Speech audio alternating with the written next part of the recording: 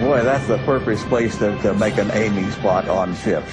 Heading into the wind helps a bomber and bomb stay on course. A crosswind can alter the trajectory of both.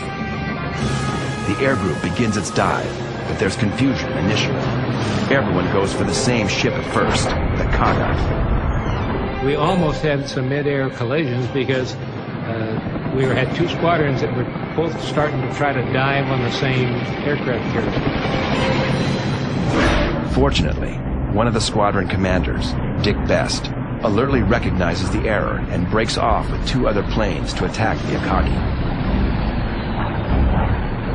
At the same time, back with the main bomber group diving on the Kaga, confusion has caused the pilot of Donald Hoff's plane, James Dexter, to dive his bomber at a much steeper angle than he'd intended.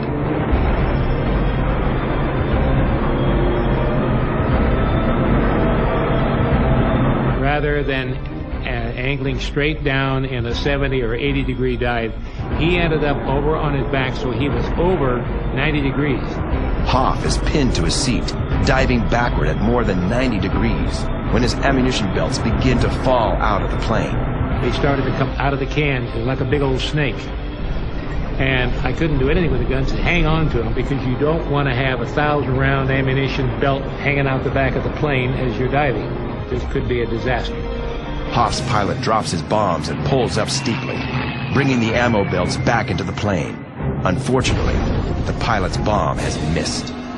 Next in line is pilot Lewis Hopkins. The Georgian native is only 23 years old, but he dives as steeply as the rest of them, 13,000 feet straight down. It takes about 22 seconds to go from altitude to your drop point, and in that period of time, it'd be 3 or 4 planes in the same dive, and so you could see the dives ahead and you could see the bombs where they were falling. Normally you drop at 1,500 feet, and I think everybody went right down to 1,500 feet. Radio men gunners like 25-year-old Los Angeles native Ed Anderson experience the dive facing backward. It's going pretty fast, and you're pulling out a hard pull out, and when you pull out, you're just glued to the seat. You can't move until he straightens out enough. I watched McCluskey and his 2 wingmen drop their bomb.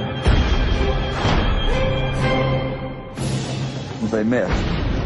And then Earl Gallagher was the next one. It hit directly about like 200 feet from the stern of the Kaga. Here was the first fighter plane taken off. Now this 500-pounder landed smack right on top of it, and it exploded. Next, it is Dusty Cleese's turn, and he's willing to risk his life to hit the target. I aimed at the big red circle at the front. Now, of course, you don't aim where it is, you aim where it's going to be. I wanted to make sure I was going to hit, so I only pulled out that thing, at 1,000 feet. 9G pull out to just barely miss hitting the ocean.